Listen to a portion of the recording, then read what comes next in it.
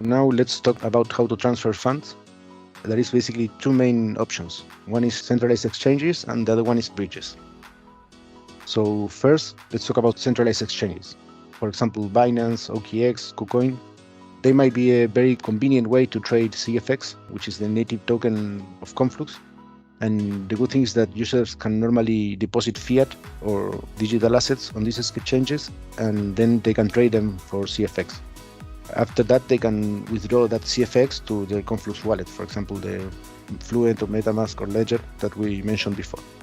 The good thing about centralized exchanges is also that they offer a good amount of liquidity and a wide range of trading pairs. So it's quite easy to obtain CFX using a centralized exchange, also using fiat money. However, they have a thing that they involve a level of trust, let's say. So as user needs to entrust their assets to a centralized party, it's more like a bank. So you're basically not owning your crypto, but you're trusting Binance or KuCoin that they will give them back when you request them. That's where bridges and other decentralized alternatives come into play. Bridges offer a decentralized method to transfer funds to Conflux. For example, you have a ConfluxHub, which is the tool for transferring funds across spaces.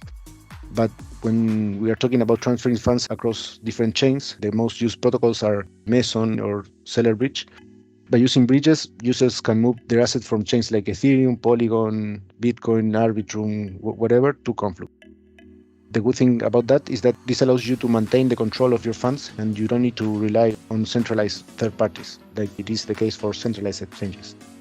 Ultimately, the choice between centralized exchanges and bridges depends on individual preferences and the specific needs of the user itself.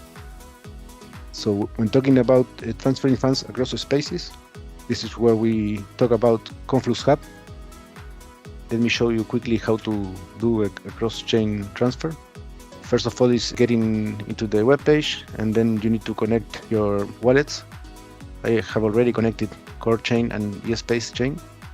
What I will do is transfer tokens from eSpace to Core Space. So I have connected my Fluent wallet here, and here I can choose the token I want to transfer. And I will transfer one CFX from my Fluent wallet here to my Fluent wallet, the same wallet, but on mainnet. So I just select the token, I select the accounts, I connect everything, I just choose the amount and just do transfer. Here you can see the information of the transaction you want to send. And I should be receiving one CFX on Conflux mainnet. You can see the confirmation is quite fast. And for doing this, we are using the cross-space call internal contract I mentioned on the previous lesson. And this is how you use ConfluxHub. Then there is another way to fund your mainnet accounts, which is of course using cross-chain bridges that enables you to fund your accounts from different chains. Me personally, I like using Meson.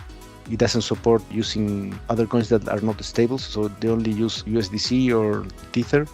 By using Meson, you can transfer from eSpace to many other different chains. You can see there is a lot of options here. You can also choose a different address for the recipient. I encourage you all to try it. The other good thing about it is that it has quite a very low fees and lowest slippage. That is some of the problems that some bridges have when there is low liquidity. That's basically the main ways you can use to transfer assets to Conflux.